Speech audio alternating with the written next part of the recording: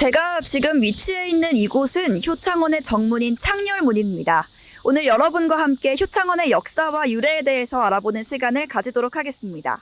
여러분들은 효창원에 대해 알고 계셨나요? 우리가 흔히 효창운동장으로 효창공원으로 막연하게 알고 있는 이곳은 대한민국 사적 제330호로 대한민국의 독립을 위해 몸바친 선열들의 유해가 묻혀있는 독립운동의 성역입니다. 본래 이곳은 조선시대 정조의 맏아들인 문효세자의 무덤이 모셔진 곳으로 효창묘라고 불렸는데 이후 의빈성씨 등 왕가의 묘를 더 안치하면서 고종 7년에 효창원으로 승격됐습니다. 그러나 청일전쟁 당시 서울 지역에 들어온 일본 군대의 사령부가 효창원 일대에 주둔하고 이후 일제강점기에 접어들게 되면서 효창원 일대의 훼손이 본격화되기 시작했습니다. 러일전쟁 직후 용산 일대에 일본군 병영지가 조성되면서 자연스레 일본인 밀집 거주 지역이 형성됐고 서울에서 가장 큰 녹지였던 효창원 일대를 휴양지로 삼으려는 시도도 잇따랐습니다. 일제는 골프장을 건설하는 등 효창원의 의미를 퇴색시켰고 공원으로 만들었으며 1940년에는 효창공원을 공식 명칭으로 정하고 급기야 스스로 일으킨 침략전쟁의 희생자 충령탑을 세운다며 이곳의 묘를 고양군 서삼릉으로 강제로 옮기는 만행을 저질렀습니다.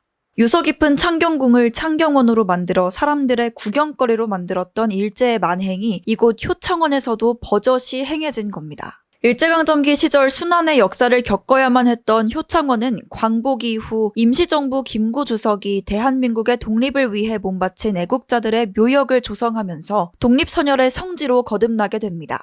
1946년 7월 6일 이봉창, 윤봉길, 백정기 3의사의 유해를 안치하고 안중근 의사의 유해를 찾으면 안장하기 위한 빈무덤을 조성했습니다. 이후 임시정부에서 활동했던 조성환, 이동영, 차리석 선생의 유해를 모셨고 1949년 6월 26일 안도희의 총탄에 피격되어 순국한 백범 김구 선생까지 이곳에 안장되면서 효창원은 순국 애국 열사의 묘역으로 전면 탈바꿈했습니다. 하지만 이렇게 힘들게 조성된 효창원은 국민들에게 존경받는 성역으로 자리 잡아야 했으나 일제강점기보다 더욱 가혹한 탄압을 받아야만 했습니다. 백범 김구를 정적으로 여긴 이승만 정부는 효창원을 철저히 방치했으며 효창원 묘역이 전쟁 뒤 아이들의 놀이터로 변하면서 존엄성을 상실했다는 이유 아닌 이유로 1956년 독립운동가들의 묘소를 옮기고 체육관, 운동장을 짓는다는 계획을 몰래 세워 공사를 강행하고자 했습니다. 그러나 심산 김창숙 선생을 필두로 한 독립운동가분들과 유족이 반대하여 공사를 막았으나 1959년 2회 아시안컵 축구대회 전용 운동장을 세운다는 명분으로 다시 한번 밀어붙이면서 지금의 효창운동장이 들어서게 됩니다. 효창원을 방치하고 시민들의 기억 속에서 지우려고 했던 이승만 정부에 이어 박정희 정부도 크게 다르지 않았습니다. 1966년 백범 김구 묘역 인근에 테니스장을 건설했고 골프장 건설을 추진했으며 독립운동과 관련 없는 반공기념탑, 대한노인회관, 유경수 여사 송덕비 등 불필요한 시설들을 세웠습니다. 오늘의 효창원은 과거처럼 외세나 독재 정권이 노골적으로 묘역을 파괴하던 시기는 지났지만 아직도 효창원에 가보면 많은 이들은 역사적 장소의 의미조차 모른 채 그저 휴식과 운동을 위한 시설로만 생각하곤 합니다.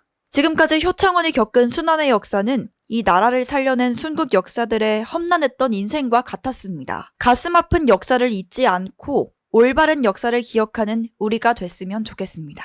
지금까지 효창원의 역사에 대해 알아보는 시간을 가져봤는데요. 추가로 홈페이지에 게시된 잊지 말아야 할 선열의 성지 효창원이라는 다큐멘터리를 통해서 언제든지 추가로 시청하실 수 있으니까요. 시청해주시면 감사하겠습니다.